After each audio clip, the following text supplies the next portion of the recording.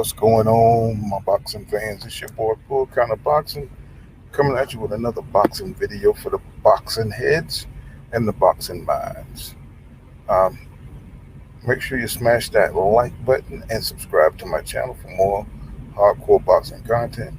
We're going to check out Errol Spence Jr. He was on the Pivot, and he's done a lot of interviews for his up and coming fight this weekend um, against Udanis Ugas. So let's check out what EJ is talking about. Want to keep giving you great shows, and so we love your support. I mean, let's get to it, man. We're in Dallas, you know what I'm saying? You're fighting at AT&T. That's going to make it a bigger deal for people around here. You seem to be like Dallas's own. But, man, let's take it back before that. You're in Dallas. Like, they play football here, bro.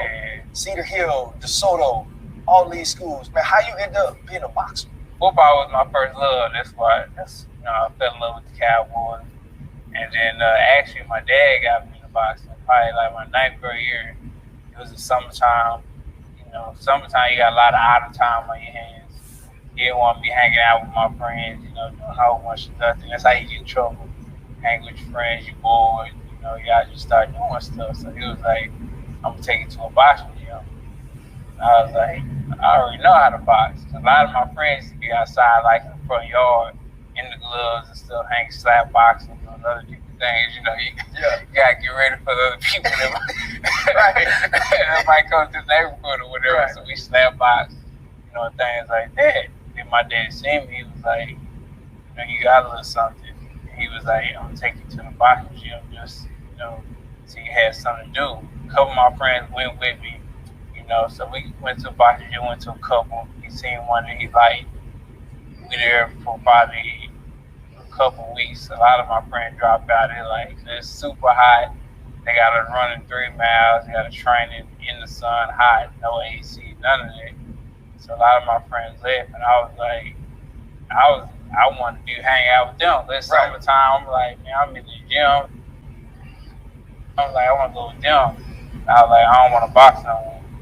My dad was like, why you don't want to box? He was like, because you're friends? I was like, nah, I just don't want to do it. That was the reason, because of my friends. I was like, I just don't want to do it. He was like, nah. He was like, I'm not letting you quit in this, because you quit in this, you'll quit in anything as soon as you get home.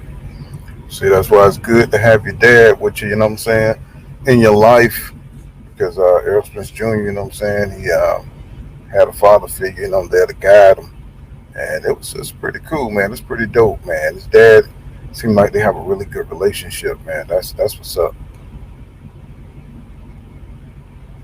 Hard. So it was like, you're going to stay in it. So he stayed in me, and I just shot out, man. That's where I'm at now. When did you know? You could be Errol Spence? Like you knew you was going to be like a worldwide name. At what point did you know? Probably like 3 years in.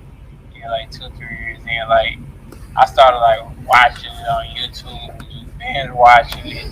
Man, every fight came on, I'm tuning in, watching it, just following with the sport. And with me, it wasn't just watching boxing. Like I was watching the feet sometimes. Like I watch the whole boxing match just the feet and see how they move, or see how a dude react when he get hit with a hard shot, and see how he react or how he maneuver.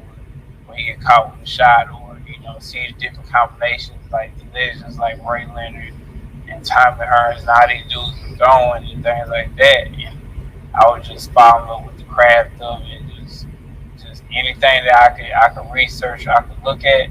I was on it, and I just became a student of the game, man.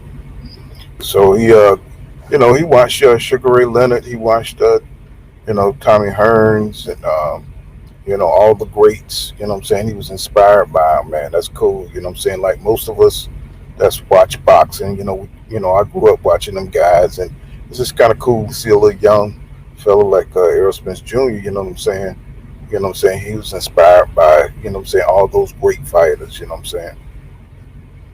I think like 3 years in, I actually beat the national champion. Vontae Starks. I know that. I beat him, and I was like, oh yeah, it's on now. It's on now. Yeah, that type of passion has obviously managed to be here. What type of pressures do you feel?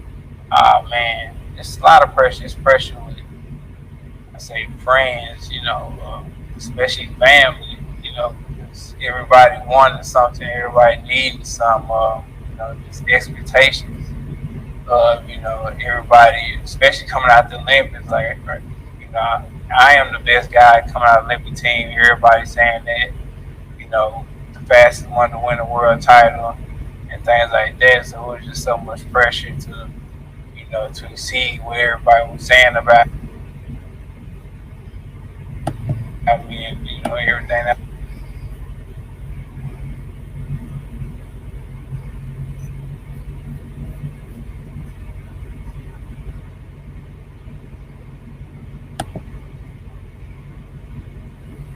Okay.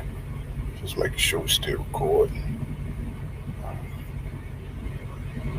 And that was in the newspaper and magazines and things like that. So for me, it was like seeing those expectations. I gotta do it. I gotta train. I gotta run. So I would be 24/7. I was, everything was boxing. Everything was boxing 24/7. So that was a lot of pressure. It was just pressure all around me from everybody, friends too. You mentioned the pressure, but hearing you talk about your dad, I think sometimes those are narratives in Black communities and for Black men that I think people have kind of salted the perception. So many times we have conversations with different people. Look, my father's here, and he's been able to guide me. But I know something that's near and dear to you or your kids as well. We got to watch the All Access, and you bring your kids to the gym, and you want to keep them around you. Was it your upbringing and being close to your father that makes you like that with your kids? Definitely, I think that's embedded in me from my dad. Just him always been around. Like even my friends, a lot of my friends didn't have their dad around, so everybody call my dad Pops. And all my friends like, hey, Pops, like that's his name. Everybody call him Pops. And, he just always taught us the game. We'd be hanging out 13, 14 here. Sit us out down, tell us about women, right? And what we were running to and things like that. I wish I listened. So, Errol Spence Jr. and his friends grew up, pretty close, had a pretty good camaraderie. And, his dad, really was there for him and helped shape him up. No wonder why he's so humble and well-mannered, And, it's pretty cool. He asked some pretty good questions. I never seen Errol Spence Jr. really open up like this here, talking about his personal life. And I think my man here, he feel like, he's in good, in good company with these athletes. And he's, he's mostly like an introvert, man, but he's really opening up, man. It's good to see. He got me out of a few situations, but he was just, placing my confidant. Like even to this day, man, he's just a strong presence. Like sometimes when I'm hitting the bag or I'm sparring, I just glance over at him. It's just natural. I want to look and see if he watching me or not, and I work harder. Or I know if he got disproof on his face, or he not satisfied with something, things like that. Even though, like, sometimes he'll tell me something, and it may agitate me, and I'll be like, man, I don't care what you think, but in my head, it's still messing with me. It's like, all right, the next day. It's hard to believe that superstar like, Errol Spence Jr., still, wants his father's approval. A lot of us in the Black community can't really relate because, we didn't have those kind of ties with our father, but, this is awesome to see, No wonder why he's well grounded. Let's get it. Let's roll the clip. Tomorrow I'm gonna do a lot better. Yeah. So it's just that presence of having a father figure, man, having somebody that that's like my Superman. Regardless, I don't care. He always provided, he always took care of us, and he always in our best interest. He never told me anything or the wrong thing to do. So for me, it's always I want to prove him right. I want to prove myself right. I always want to satisfy him. Even today, having 3 kids, wrong, everything else, money, whatever. I'm still aiming to satisfy him. at the end of the day. We talk about a number of times, like us being successful athletes, and then push, like how far did you know what I'm saying? Like, would you have been here if your daddy didn't push you when you wanted to quit 9th grade boxing when it was too hot? It's hot as get him right. Like, you know what I'm saying? Like how far is too far when you know what it takes to succeed? You know what it takes to get to that level, like we all do. But then you have a kid and you're on like that mid ground of really pushing too hard or explaining to them what it takes to make it. I think it's both. I know I wouldn't be here if it weren't for my dad. I wouldn't be boxing. I wouldn't even be in Texas. You know what I'm saying? For my dad. So, I think, it's the middle ground to it. It's even killed and everything. And with a lot of people, they might overly push their son, and sometimes it might push them too greatly. You know what I'm saying? But sometimes, you can push your son away from the sport, or you can just push him away from everything, and he just, go crazy. So, go crazy. But, my dad was the guy, like he pushed me towards it, but he didn't just overly push me where I'm gonna resist from him. But, the type of person I am, so he ain't gonna push too hard because I'm gonna have a little bit of pushback. So he would just push me and tell me why and explain to me why and things like that. Like even like with me choosing a manager, Al Heyman, he the one that got me with him. Even choosing my coach Jerry James, he got me with him too. And he basically told me why I need to work with them and things like that. And we're not going for the short run. We're going for the long run. This is long distance. We're going for longevity. And, he basically guided me through my whole career. And, without him, I wouldn't be here. And that's what I'm trying to install into my kids. That's why I'm trying to be around my kids. Shout out to Errol Spence Sr. for having the foresight, to find Al Heyman and to guide his son. We wouldn't have this great boxer that we're looking at now in Errol Spence Jr. today if it wasn't for Errol Spence Sr. You know what I'm saying? Shout out to the great fathers out there. It's always like someone older than them telling their kids, how training camp was, or man, how this fight was, or man, your dad was this in training camp and this and that. But with me, my kids gonna be able to tell the story because they've been in training camp with me. They be around me 24/7. They're around me while I'm eating in training camp, and daddy gotta go run, or daddy gotta go do this, or they're around me when I'm running around the track, with me. So they're gonna be able to tell the story. They don't have to listen to somebody else who was there to tell the story. They can tell the story themselves. And I think that's a beautiful thing, though. Obviously, we all play ball. To have an opportunity to be as great as you are in the prime of your career, and your kids get to see it. My son was a locker room baby. He stayed in the locker room. He was always there. He broke us down on Saturdays, for walkthroughs. And now I get to share those moments with him. We all know that Errol Spence Jr. got a son. Maybe his son would go into boxing, and maybe we'll see a little, another little Errol Spence on the horizon in the future. And talk through those things. But when you're making that rise through the ranks, and it was extremely quick for you, and I think people started right away saying, okay, he's the one. He's going to be the next big thing.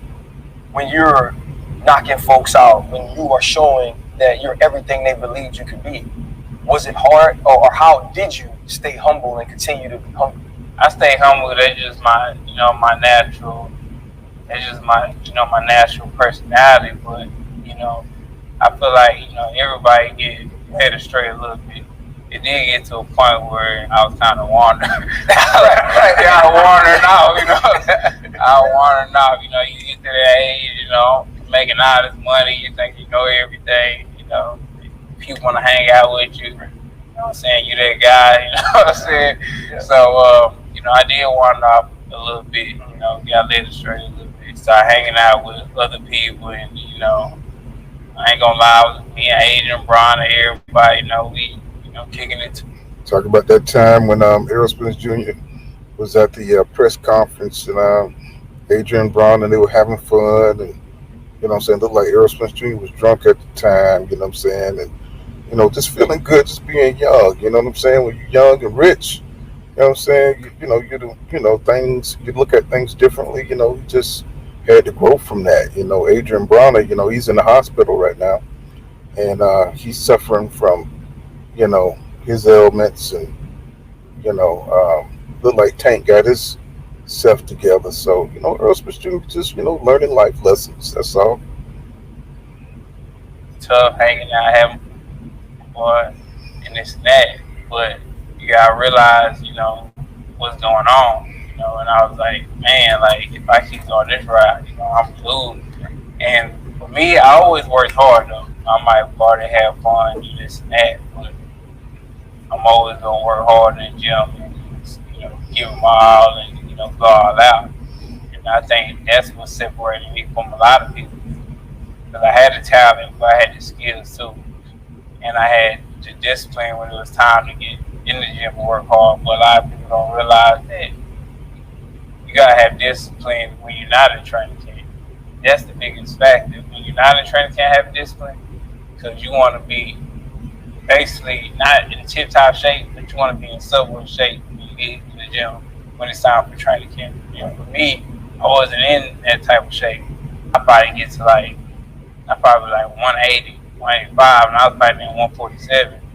So me, I've been running in the morning with a sauna suit, and then putting on taking a hot bath, trying to lose weight, running at night, going to the gym, you know what I'm saying, trying to kill myself to make the weight. Lose 40? Yeah. So Errol Spence Jr. talking about a little bit about when he had problems making weight, and about the fat camps he had. This was during the Mikey Garcia, Sean Porter, during those fights. That's why he probably didn't look as, powerful and look as good as he wanted. He didn't perform the way he wanted because, he wasn't really, disciplined. He wasn't really staying in shape. And I think he learned a valuable lesson, even though he had the work ethic to compete on a world level, at those times he was vulnerable. At those times, a fighter like Terrence Crawford would have probably beat him. You know what I'm saying? And he's just telling you about that journey, and he learned from it. You can see it because right now he's, his discipline is back, and he's paying the money for nutritionists. So he can perform at the highest level. It was like 40 pounds. What happened? What happened that you started to kind of stray and wander like that? Somebody who had always been disciplined. Bro, I answer that. I answer for you, bro, with the money. Because my first check was $588,000. When they gave me that was after tax. That was a paper check. That was go to the Wells Fargo. And the girl behind the glass, eyes big, huh? she went and she looked up at me and started smiling. she went back and I'm like, yeah, that's me. But like, when was that moment? Like the money changes things. Like, what was that first check that? Yeah, you know what I'm saying? To answer your question, I think it was that first check. Am I wrong? It wasn't necessarily the first check, but you start getting paid. Cause like I've been like going out games like that, but it wasn't to the level when it really the layoffs. Because for me, I was fighting like when I first started, I was fighting like 7-8 times a year. Like I stayed fighting. Like even amateurs, I stayed fighting. But when you fight 3 times a year, that's a long split. You know what I mean? I got 3-4 months to figure out what I'm gonna do. And like you said, with all this money, right? I got 3-4 months to figure out what to do with all this money. So 3-4 months of doing nothing. Then it's 8 weeks training camp. And you back to 3-4 months doing nothing. So it's like. So as you can see, like a lot of fighters like Mike Tyson and Sugar Ray Leonard, when they got that big money, the money affect you because, now, you go from being poor to being a millionaire, man. And, you're young and, you're trying to get into things and try things that, you don't normally, but the money opened the access, to things, you know what I'm saying, that you didn't have before. And, you kind of get off track, as a disciplined athlete. You got to stay in that gym. You got to stay focused, you know what I'm saying, to stay winning. And that money is a distraction, and Errol Spence Jr. just telling you a little bit about it. What you gonna do for them 3-4 months? And for me, I chose, dang, I have fun, and do whatever I do. I mean, I wish that, I ain't gonna say I wish, because I feel like everything happened for a reason. I wish I would have just knew that, it's in line between things, the balance with everything.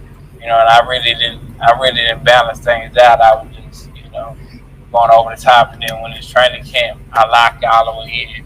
Instead of just, okay, take it easy, then go in. Was that morning on October 10th, 2019?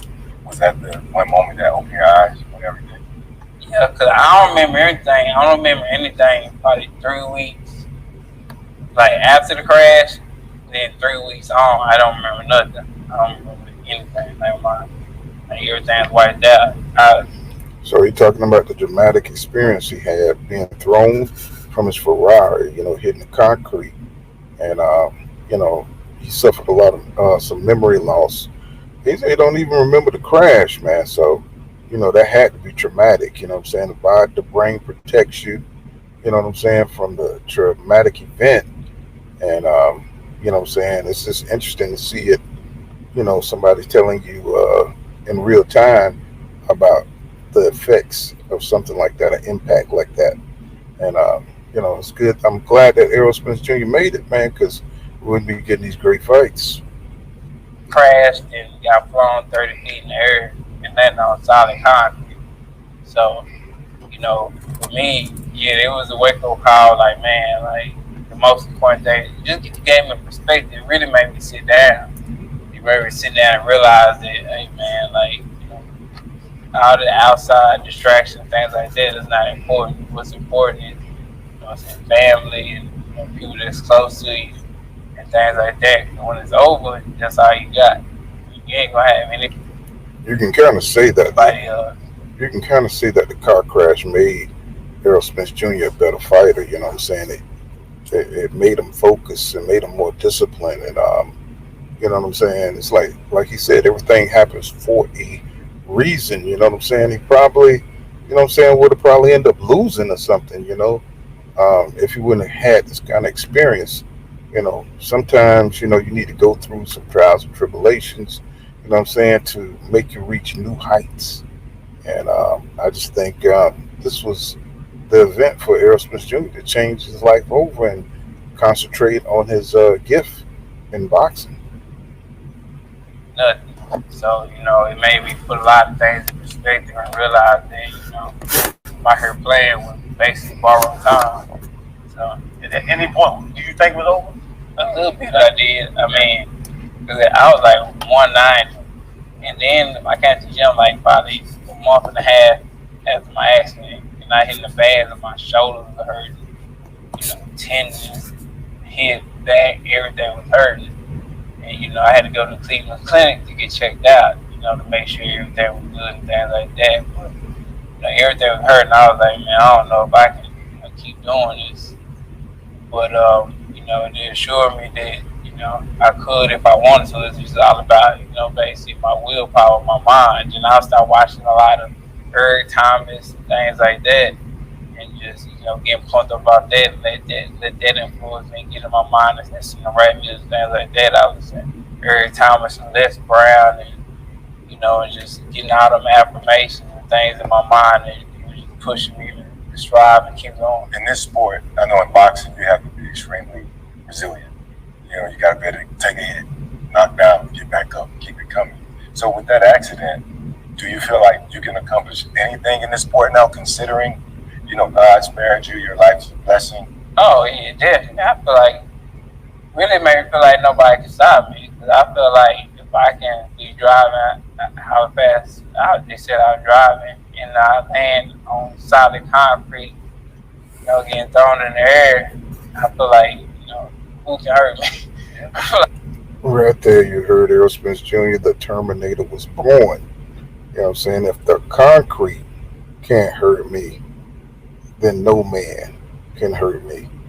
That is the sound of a true warrior, the sound of a man that's determined to win. You know what I'm saying?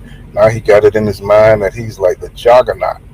You know what I'm saying? So, he's probably going to beat the hell out of Udanis Ugas, man. I mean, if he's coming in there with this mindset, it's over, man. If I was Crawford, I would just go ahead and move up to 154 because this man here is on a mission and he don't care about none of that stuff he's talking. He wants to get in the ring.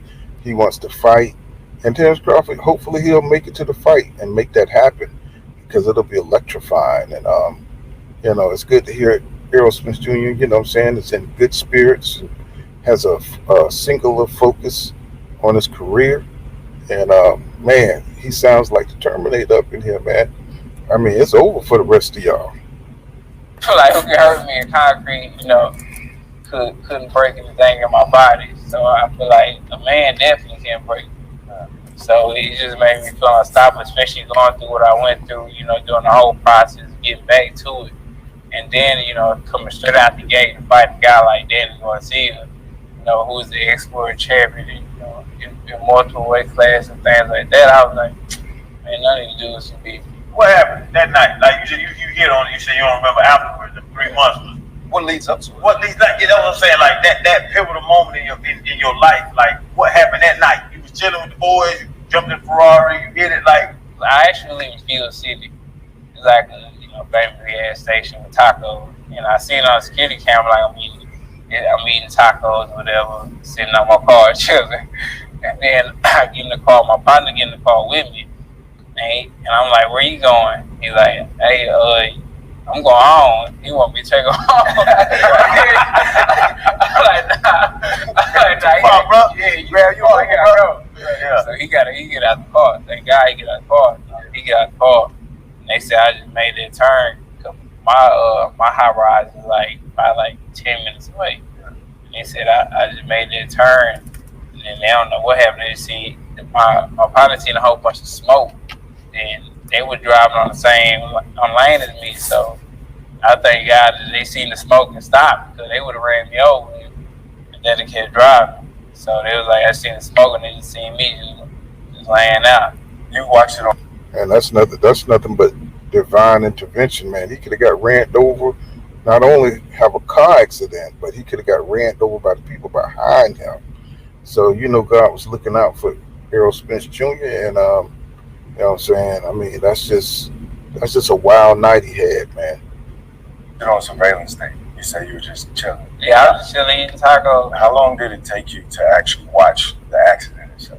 It took me a couple months. What was that like? It was hard at first to watch, and then I kept slowing it down just to see, if I see myself.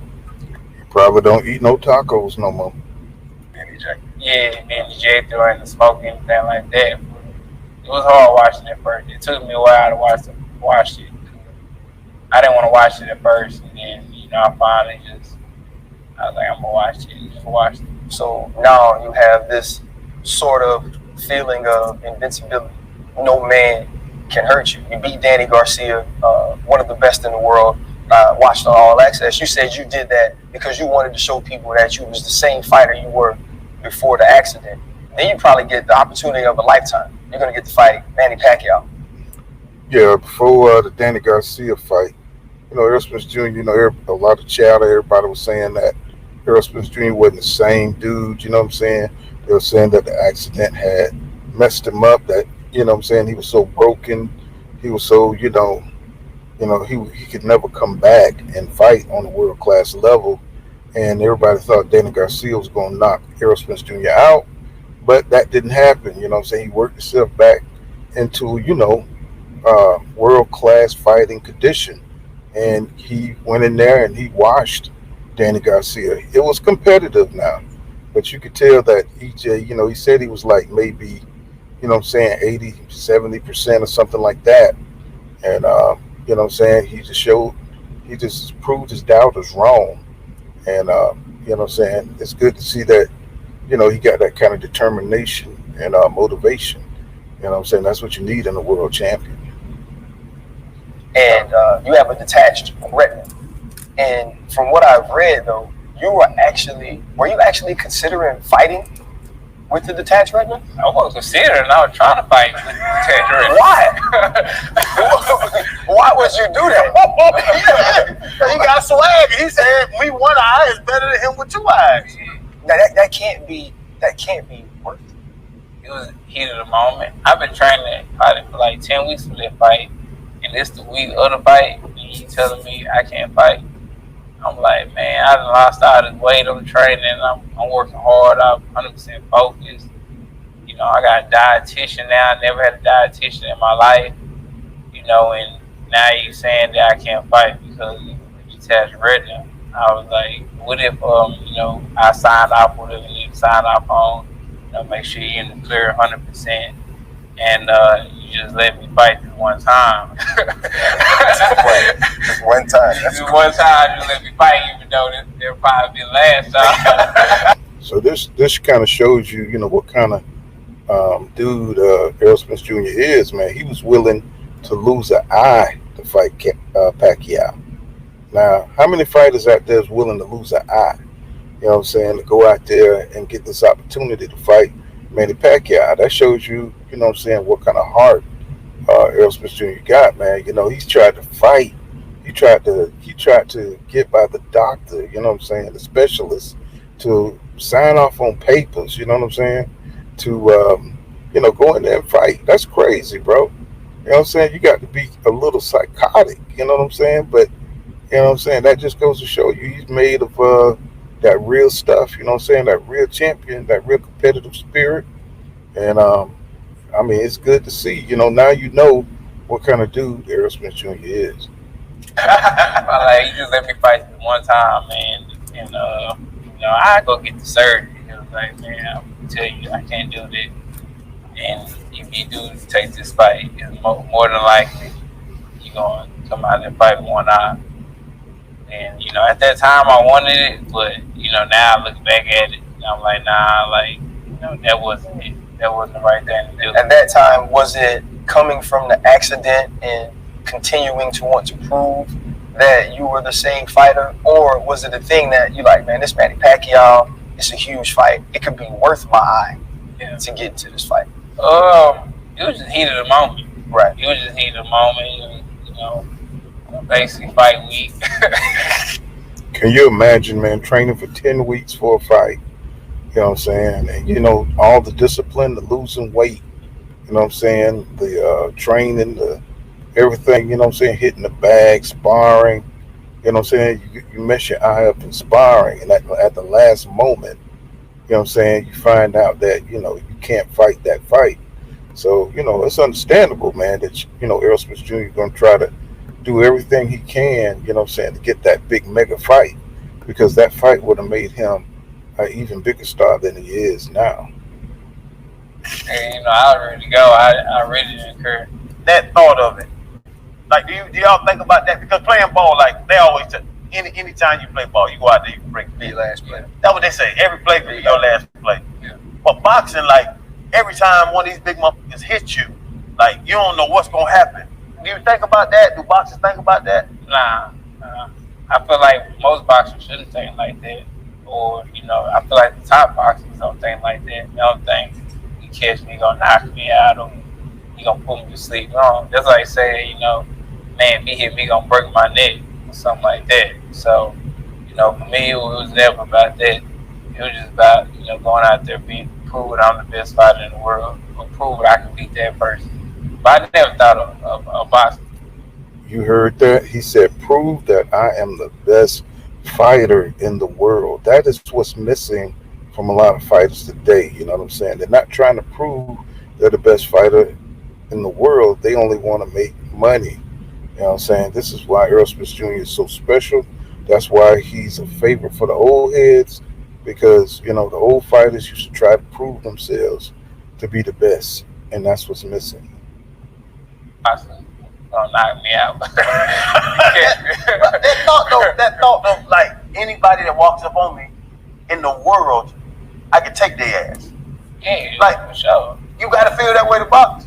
You don't have to feel that way, because a lot of, you know, boxers that don't feel that way. Yeah. it's a lot of boxers that fight real good, like fighters here, but they fight. You know what I'm saying? They fight good. Yeah, they're offensive. Yeah, they'll beat you, but I feel that way. Yeah. You know, I feel that way. It don't matter who it is. That's even, you know, even dude 6'6". You know, I just feel like, you know what I'm saying, mano. It don't matter if you're 6'6", mano.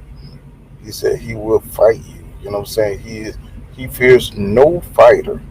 So once again, Errol Spence Jr., letting you just kind of opening up and showing you what's inside. You know what I'm saying? That fighter spirit, that big heart.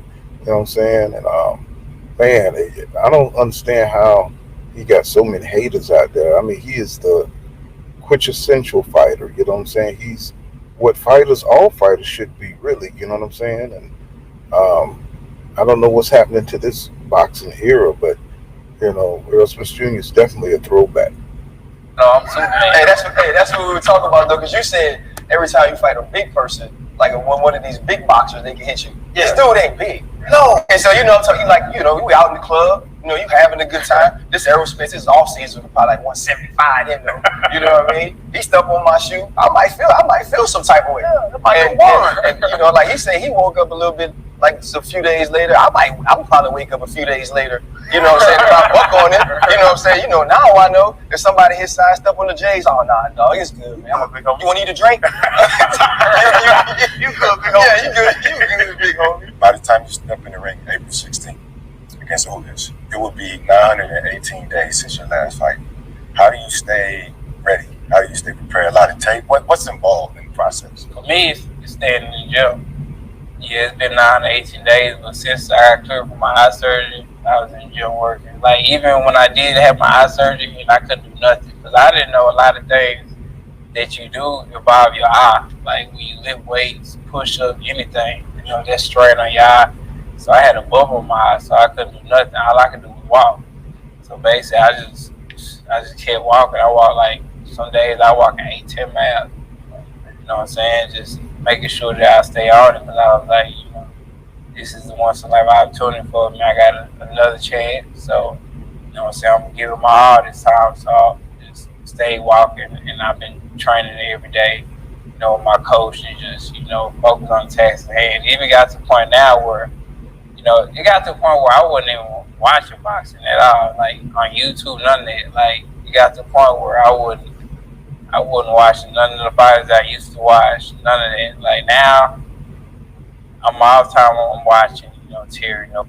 So Errol Spence Jr. telling you about the transition and, you know what I'm saying, a little bit of depression he went through, you know what I'm saying, and the rehab of, you know what I'm saying, his eye injury, you know what I'm saying, because he lost a lot.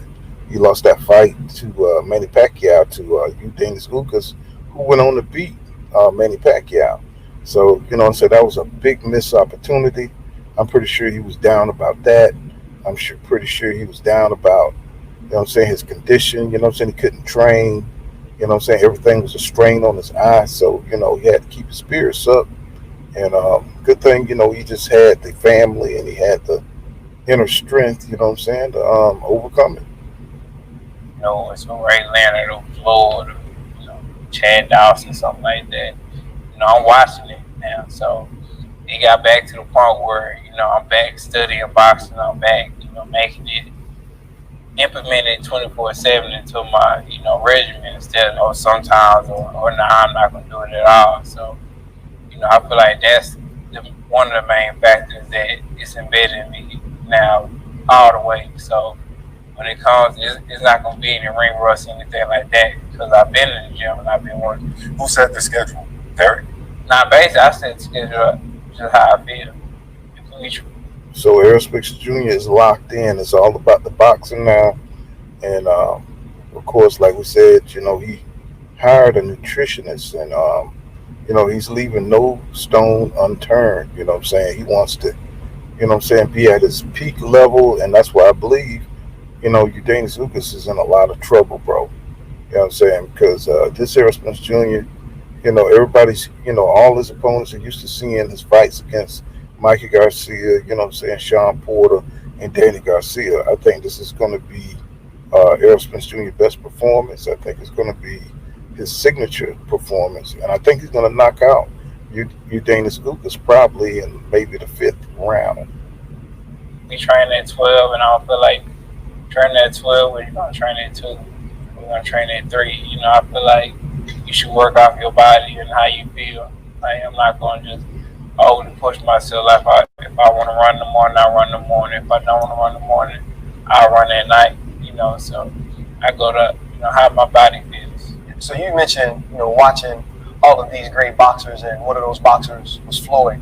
And I listened to you earlier speak about your work in the gym, that even if you was hanging out or doing something, the work in the gym stayed pure. And we've got to hang around, and we had him on the show, you know, before. And listening to you talk, I kind of get that same type of feeling that no matter what's going on, when it comes to my business, right? Because you are a business. When it comes to my business, I'm always going to handle that and take care of that. Is that something you learned from Floyd, or from people like Floyd? Is there any relationship there when you look at him that that's someone you would love to be in the ring? I mean, I've always been a hard worker, but, you know, just seeing, you know, his motto is hard work, dedication. As much as he may, you know, do other things, or you may see him out his woman in cars and things like that, you know, a lot of people forget that to do a workhorse. Anybody that talks something like, you know, Floyd work hard. He's one of the hardest workers I ever seen. I feel like just being in his training camp, because I've never been around a professional boxer. And I had just turned professional. I was like 2-0 at the time. And I got invited to his training camp to spar with him and things like that. I think he was getting ready for Robert Guerrero. Just being there with him and just, you know, I'm just watching. I'm like a sponge. I'm soaking up everything, you know, just to bring it back home and implement it in my game, especially when I get to that top level. So this is my first time seeing how Floyd trained. This is this what made Errol Spence Jr. name kind of pop. You know what I'm saying, when he did that famous sparring session with Floyd Mayweather, and you know, it went viral because Floyd had a black eye, and everybody wanted to know, did Errol Spence Jr. give him that black eye? And of course, the rule of thumb is you don't talk about what's going on in sparring. So Errol Spence Jr., of course, he kept the rule. You know what I'm saying? Not speaking about sparring, but, you know what I'm saying, the people who saw it, you know what I'm saying, like Mickey Bay, you know what I'm saying, they talked about it, you know what I'm saying, a little bit. And, you know what I'm saying, you know, that's where he got his name, The Truth, you know what I'm saying, from that sparring session. Okay. 12-round fight. He's training like he did broke. Like, he need a pair of draws. Like, you know what I'm saying? Like, he training hard. And, you know, that's the most thing I got of him. That's what I respected out of it. You know, no matter what was going on, he was going to get his work in regardless. Or he's going to get his work in before anything else that was going on. And boxing Floyd at 2-0. And now you at 27-0. Yeah. But at 2-0, like. So Floyd Mayweather work ethic, you know what I'm saying, seeing how Floyd, you know what I'm saying, trained and how he approached the sport, influence, you know, Errol. That's why he works so hard. That's why he's able to make weight every time, you know. Errol never miss weight, you know, no matter how big he get before a fight. And he's always, you know, in some kind of shape, you know what I'm saying, to give a good performance. Like when you got in there with Floyd, because Floyd, our boy, we was with him last week when we was hanging out in Miami. Like when he started throwing, was you like, oh, like it was different, you know what I'm saying? Like this man 50-0, you know, like you 2-0, he 50-0. Like when he started throwing, you like, damn, this is different. I ain't gonna lie to you, I'm like that for real. So it was like I was in the gym, I was chilling. But once I got in there, everybody started hitting on the mats. Like they call it the doghouse. Everybody hitting on the mats. So that just triggered like something in my head, like just a competitive instinct in my head. It was like, oh, it's on now. We're going like 5-7 minutes, 1 round, things like that. We going at it. So I get out the ring. He look out the ring, say, "You alright for a bitch?" And I ain't heard that first. I say, what? Can you imagine, you know what I'm saying, Floyd Mayweather, you know what I'm saying, calling you a bitch, man? That is crazy. You know what I'm saying? I know that had to, like, you know what I'm saying, you know, especially a little dude like Floyd, even though he was the best fighter in the world at the time, you know what I'm saying? I don't care, bro. You know what I'm saying? It's on and popping from that point on. What? He said, "You alright for a bitch?" I say, man, I said, what? I said, man, you got me messed up. I said, man, push that shit back on. I said, matter of fact, turn off the clock. I said, we go to somebody drop. And then we get in there and spar for like 8-9 more minutes. We get in there and spar, and then he was like, all right, that's enough. But I think I earned his respect at that time. I think I earned his respect. He was like, all right, this kid ain't no pushover. Like, he don't care, who I am. Because everybody just... Shit, I know he did. Floyd lit that flame. You know what I'm saying? Young gun, little young lion. You know what I'm saying? He, you know what I'm saying, got to that ego, boy. You know what I'm saying? It was balls to the walls then. So, basically, Floyd, he inspired and he sparked this unified champion here, Errol Spence Jr. It's, good to see that he rose to the occasion. Joe was like, man, this is Floyd, man, chill. That's how he talk. Like, that's how he talk to y'all. He not about to talk to me like that. Like, You made the champ tap out then. huh? Nah, You say, all right, that's enough. Let's get to it. Nah, I ain't make a tap. Nah, but I think I already respect him. That's love. Like he respects me. He's like, yeah, he a dog. He like that for real. So what's your mindset like? I mean, I saw something that talks about horsing, your farm, and you saying it's therapeutic. Matter of fact, I think you have a special horse, a white one, named Ferrari. How did that, you got it on the anniversary of your accident? Yeah, man, on my accident. Talk about that. And she white too. Broad white. I feel like, horses are therapeutic, I feel. And I did research on it. And it states that they are therapeutic. A lot of people that, go through traumatic experiences, things like that, ride horses and have farm animals and stuff just to cope with it. And, coming straight out of my accident, like, I ain't never driven horses. I ain't never touched a chicken, goat, none of that. Like, no ranch. I'm a city boy. No ranch, none of that. And I was looking for something basically to get away from. I was trying to get away from, the city life. Because I was in high rise. I'm right there in the middle of everything that's going on. So I was trying to get away. Sometimes you got to change your setting. You know what I'm saying? Switch it up. Because the things. You can't keep doing the same thing that gets you in trouble. And as long as you in the city setting and you're rich, and you got access to it might be whatever your vice is. It might be alcohol, it might be women, it might be fast cars. You know what I'm saying? Whatever it is, you got to get away from that if that was your downfall. You know what I'm saying? And I think Errol Spence Jr. He's a person that just kind of self-examined his life, and he wanted to be successful, and he took himself out of that situation and switched it up. Good for him. Away from it. So I'm still out looking at different places, and I see the ranch, and I tell my mom, like, that's what I want. Like, she's like, you sure? I'm like, yeah, that's what I want. So I go out there, I get it. And then my friend he trained dogs. He already had horses, and he used to always tell me to get into the horse thing. Man, I'm not into no horse. I ain't never touched a horse. Like, I'm not messing with anything that's bigger than me. like, nah, man. Like, actually, I rode his horse. I went out in the pastures with the horse, just me and the horse. It was just a different feeling. Like, I felt, more open, and I just more chill, just thinking about different things. And, I just fell in love with the horse, and then I ended up getting me a horse. Then I ended up getting me like 6 more horses. And now I got a horse now, but I don't know ride his name Moon. He do competition and things like that, and he works some bread doing his thing. So, it's a dope feeling. I got chickens now that I hang out, chill with the chickens, eat the chicken. Yeah, it helped me a lot. It's a chicken, a horse. It's a bro.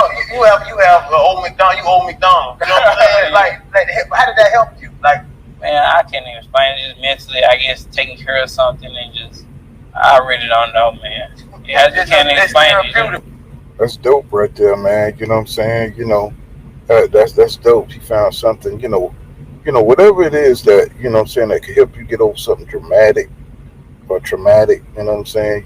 If it's, something that's productive, you know what I'm saying, that it help you, better your life, you know what I'm saying? That's good for you, man. So, sometimes you have to step back You know what I'm saying? If you know, have sometimes pets are therapeutic. You just happen to get a whole farm. So, you know, it is what it is.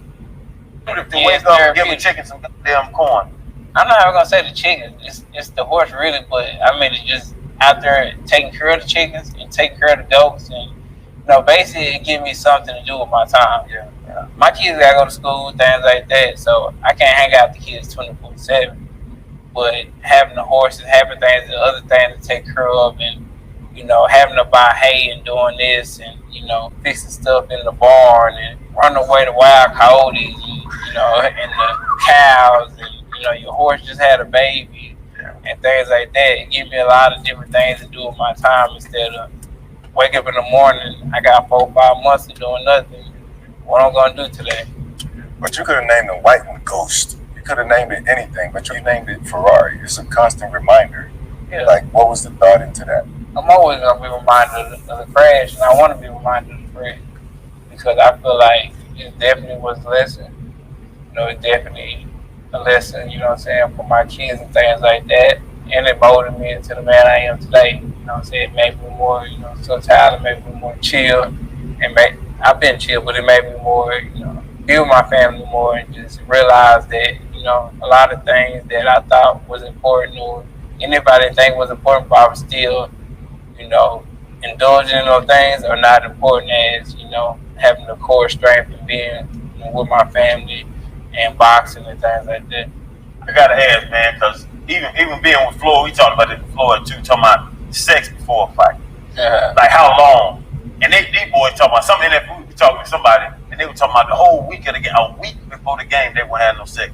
I was hitting something the night before the game. If I give me a nap, bro.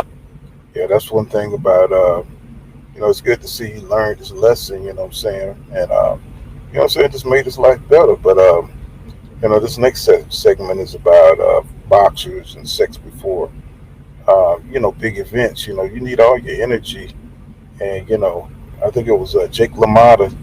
He would abstain from sex for months and months and months. You know what I'm saying? Because he felt like it would take his energy. You know what I'm saying? And he had to fight Sugar Ray Robinson, so you know what I'm saying, he needed everything, and he still got his ass whipped. But you know what I'm saying, athletes know that they need, you know what I'm saying, they need their legs, they need everything. You know what I'm saying? So sex, it takes a lot from you for these big events. So this is good that they keeping the tradition going, and they know what's good for them. Bro, hit something, get a nap. I'm ready to go. Really, bro. I played a good amount of time and played well, but yeah, that whole thing. What's your regimen, sex wise? Because boxers are ridiculous with that. Y'all got structure. We different because football players, all that, y'all got timeouts. Yeah, you got timeouts. You have time out it. Y'all got time to recoup. You know what I'm saying? Boxers, once you get in there, you in there. The only person that can stop the fight is the ref, your coach, or yourself, or your opponent beating on you. so it's different. So I mean, that always been the motto. Like, don't have sex before a fight and things like that. But how far? Like me, like this fight, it's been like 3 or 4 weeks. You ain't hit nothing in a month. Yeah, probably like 5 months. Yeah. I beat my meat this morning. And damn, that's crazy. But you think it really means something, or is it just is it physical or psychological that you just ain't doing? I mean, I feel like if it's psychological, then it's gonna transfer to physical. Yeah. So I feel like sometimes it had happened. Like when I was in amateur, like it has happened before, where like mentally or even sparring, like I did something, then like my leg was just gone. I'm like, man, I'm not gonna do that again ever again. So you see, he had an experience where he did have sex before a fight, and his legs were weak. So I mean, there you go. It's anecdotal, but you know what I'm saying. It makes sense. You know what I'm saying, and that's I'm gonna take that as a truth right there. Okay, man, like I said, it's too late. Ain't no time out. That bell ring, man. So you want to make sure everything's on point, because once you get there, there's no time outs at all. So if it is a chance, you're not trying to take that chance, because it ain't no going back. Ain't no rewind. You get knocked out for hitting something, man. It ain't worth that. And I think that's what's crazy though. You mentioned there's no rewinding. We've had an opportunity to talk a lot about your story, but the guy you're fighting who took your place against Manny Pacquiao, your Dennis Ugas, he has a crazy story too. He's tried to defect from Cuba multiple times. He's been caught and he's been detained and those different things. So this is going to be two men who have had a ton of adversity to get to this point. But bro, you fighting at Jerry's World, April 16th, Showtime. You guys had to walk across them sugarcane fields to get up in here. You know what I'm saying? It's good that he has the American dream now. And, you know what I'm saying? Hopefully he's still hungry and it'll be a great fight. There'll be stars all around and everybody's coming to see you. I don't know a person that lives in Texas, period, who when you fight, I don't see some sort of post. I don't see something on their story. What is that going to be like for you? Getting to fight a dude that kind of stole a little bit of your glow, right? When you got injured, you're in your hometown with all those people to support you. Man, I feel that's motivation for me. I feel like the Showtime thing, it showed me a lot too, because, you know, what happened to him was a long time ago. And, you know, he on there showing his watches and, you know, he got the American dream now. So, you know, is he still hungry as he used to be? You know, I say I'm fresh off my ass and my eye injuries. So Errol Spence Jr. watching everything, you know, see, watching Ugas, watching his mannerisms, watching his training, you know what I'm saying, watching his, you know, his lifestyle, you know what I'm saying. So, you know, that's good, man. You know, to see that he's watching his opponent, you know what I'm saying, he's studying them and, you know, so watching for weaknesses and, you know what I'm saying, just building his confidence to put on a great performance. If I pay that, I ain't give a Pacquiao, so, you know what I'm saying, it's a lot more greed and hunger with mine because I got the Pacquiao 2 away from me. You know, I got a lot of time 2 away. So Errol Spence Jr. gonna beat this man ass because he took the Manny Pacquiao fight from him. Oh boy. You know what I'm saying? Ugas is in big trouble. Away from me 2 off my injuries. For me, it's about catching back up. So, you know, I'm in a rush. So I'm totally focused and I'm hungry and I'm, you know, dedicated. You're back home, AT&T Stadium, in front of family, the world, you know, and everything's bigger in Texas. Your preparation, does that change knowing that you're going to be at home? And how do you manage your adrenaline? Because if I'm at home, like, I can get overly hyped. You know, you don't want to gas out, right? So how does your preparation change, or does it change? How do you manage that adrenaline? That happens to a lot of boxers. A lot of boxers lose at home. You know, I think because of too much pressure. But for me, it's more motivation than anything. Like, I'm motivated. Like, you know, when I'm making that ring entrance and I'm seeing family, close friends, people I ain't seen in a long time, you know, everybody's there just to watch me fight. You know, everybody's wearing their, you know, Saturday's best, you know, just to see me fighting, their time, their money, dropping their kids off at granny's house, you know, just to watch me fight, you know, that's motivating to me. I can't let these people down. You know, I gotta show them and I gotta give them their money's worth and they ordering this on paper. So for me, that's like, oh, I'm about to show out. About to shut the city down. I'm about to show out for real. I can say we was with Floyd, and I asked him the same question. I was like, when do you know when you in a match, you feeling your dude out? He was explaining to us like, you know, you feel dudes out, whatever, see what they got, see what you're doing. Average, when do you know in 27 fights? When do you know I got this motherfucker?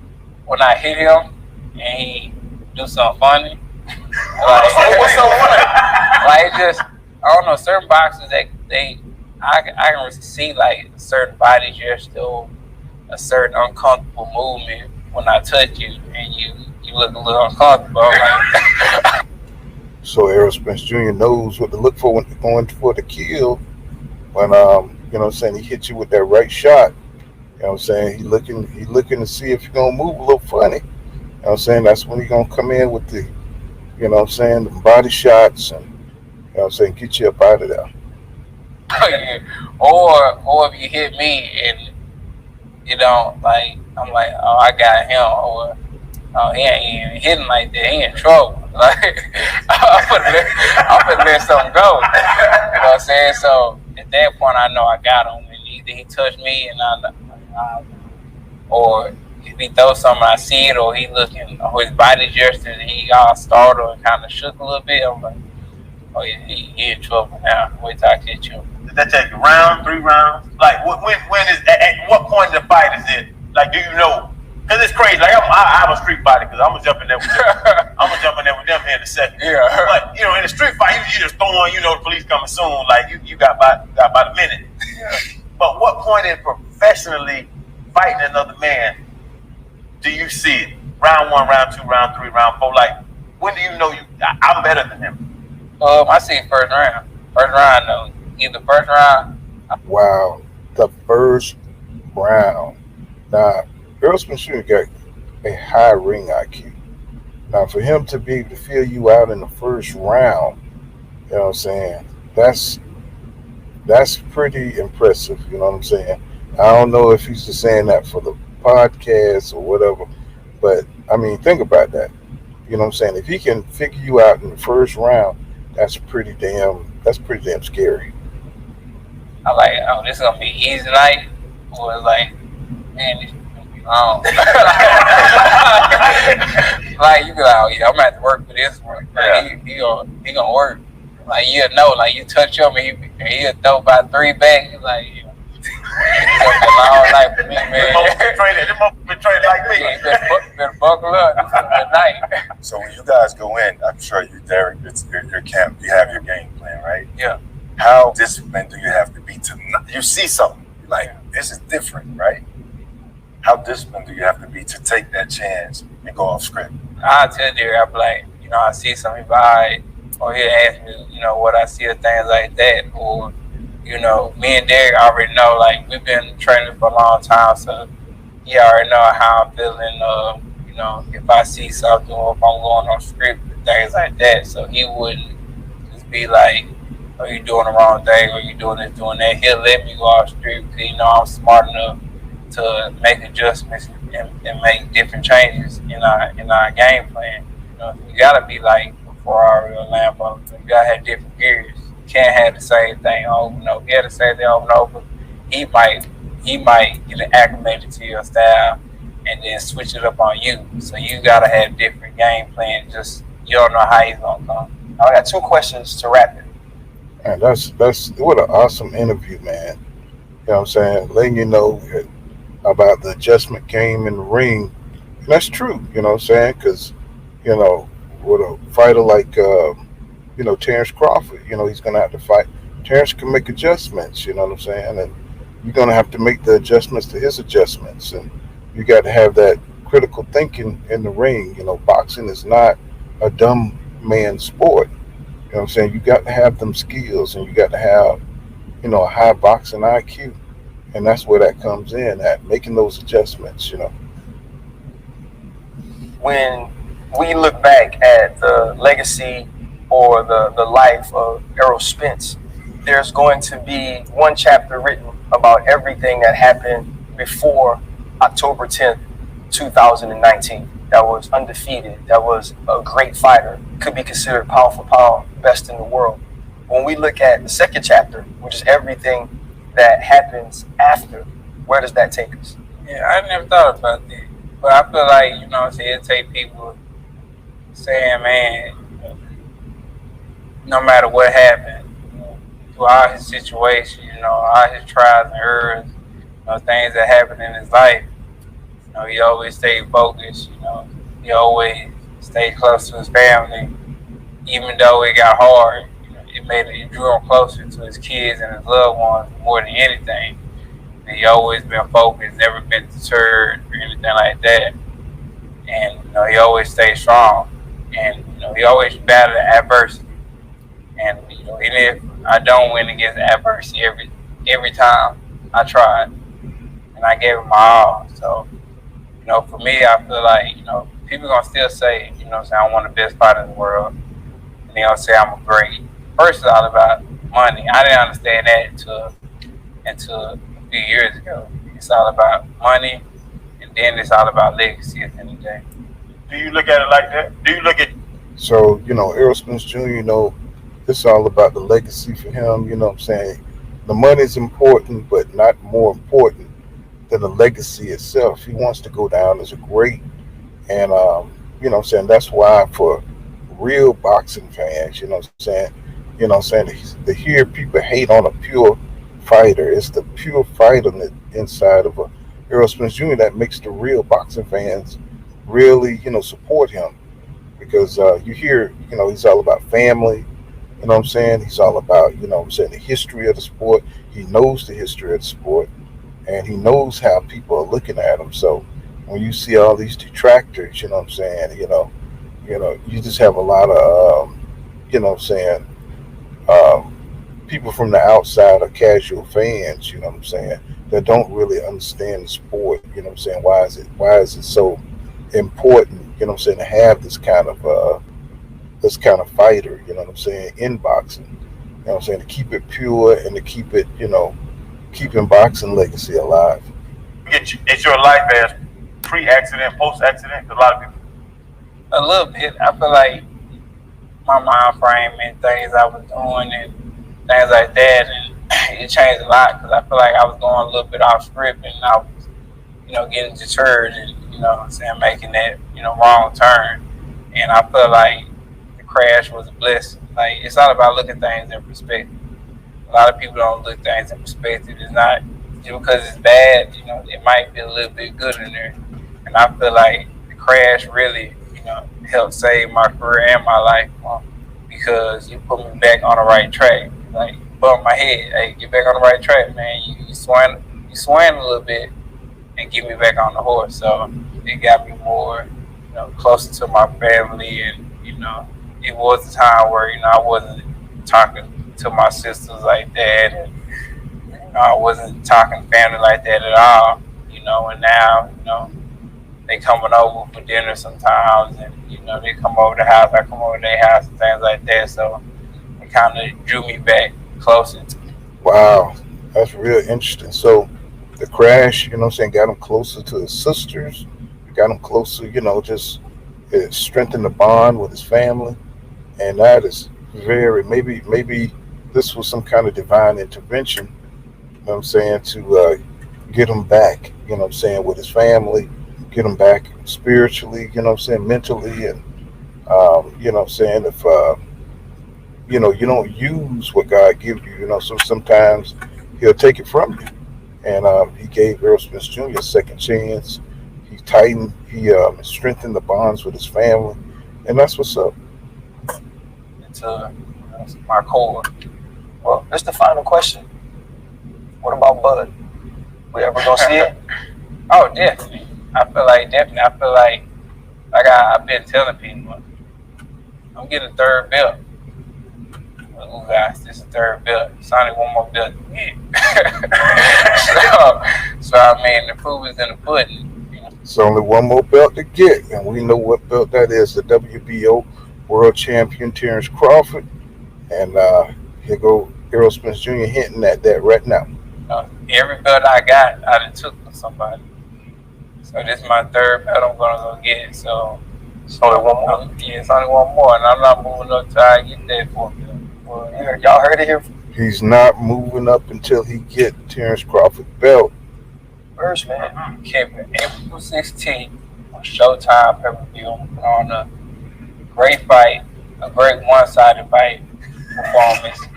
A one-sided fight. Did you hear that? He said this is going to be a one-sided fight. In front of my hometown fans, I'm putting on a show. I want everybody to tune in.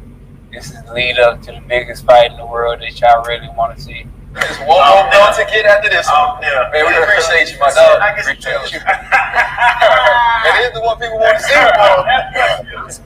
Appreciate that. All up, baby. Man, big man, real. So that was Errol Spence Jr. That was his interview with the Pivot, and you know what I'm saying, this has been Pull Counter Boxing. Make sure you smash that like button and subscribe to my channel for more hardcore boxing content. And I'll see you guys in the next one.